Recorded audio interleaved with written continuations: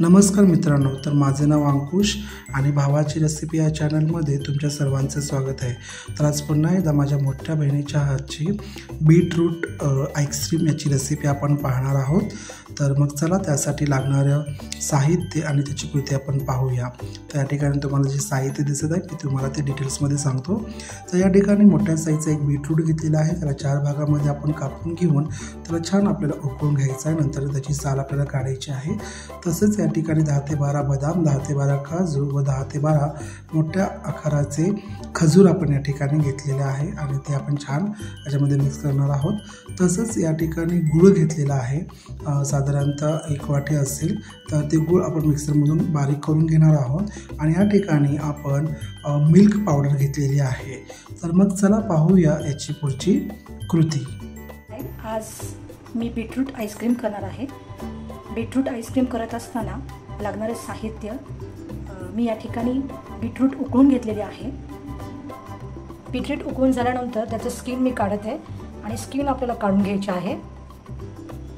Skin अशा पद्धतीने आपल्याला काढायचं आहे। मी अशा प्रकारे बीटरूटची स्किन काढून घेतलेली आहे आणि त्यानंतर मी आता गूळ वितळून घेणार आहे।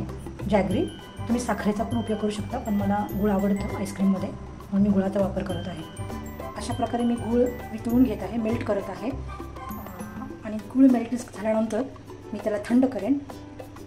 अशा प्रकारे गूळ आता मेल्ट झालेला आहे आणि तुम्ही त्याचा कलरही बघू शकता। गूळ असा चांगला मेल्ट झाल्यानंतर हे थंड होऊ द्यायचं आहे आणि मग थंड झाल्यानंतर आपण या सर्व साहित्यांना मिक्सरमध्ये बारीक करून घेणार आहोत, पेस्ट करून घेणार आहोत। मी 10 खजूर घेतलेले आहेत, 20 बदाम, 5-6 काजू आणि मी या ठिकाणी मिल्क पावडर घेतलेली आहे 4 स्पून। आता मी सर्व एक एक करून साधारणतः पाव किलोपेक्षा जास्त बीटरूट आहेत, मी असं मिक्सरच्या भांड्यामध्ये घेत आहे।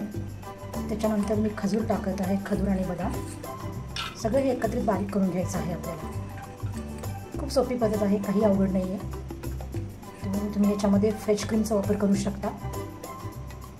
मी आता मिल्क पावडर पण टाकत आहे, वितळलेलं मेल्ट झालेलं गूळ पण टाकत आहे।